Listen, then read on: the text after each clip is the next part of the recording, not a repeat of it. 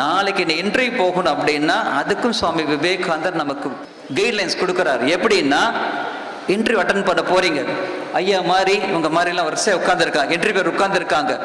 First நீ போன உடனேயே how you knock the door, அந்த கதவு பூட்டி இருக்கிற கதவுல நீ எப்படி கதவை தட்டுற, எப்படி உள்ளார போற, அங்கிருந்து நேரம் ஐயாவை பார்க்கறதுக்கு எப்படி நடந்து வருகிறாய், உன்னுடைய நடையில் உன் நடத்தை தெரிய வேண்டும், உன்னுடைய நடையில் உனது தன்னம்பிக்கை தெரிய வேண்டும்.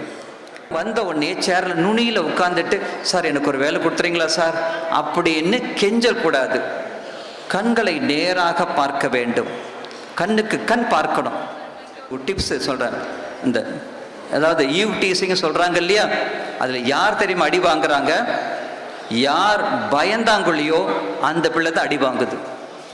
யாராவது உங்களை இந்த மாதிரி கொஞ்சம் டீஸ் பண்றாங்கன்னா நேருக்கு நேராக கண்களை பார்த்து பேசு, உன்னுடைய தன்னம்பிக்கையை காட்டு, அந்த தருதலை ஓடி போயிடுவான். இது ஞாபகத்தில் வச்சுக்கணும். கண்களை பார்த்து பேசுங்க. நம்முடைய கண்ணுக்கு அவ்வளோ சக்தி உண்டு. கண்ணை பாருங்களேன், சுவாமி விவேகானந்தருடைய கண்கள் ரெண்டு நீங்க பார்க்கலாம், கனிவு, கண்டிப்பு.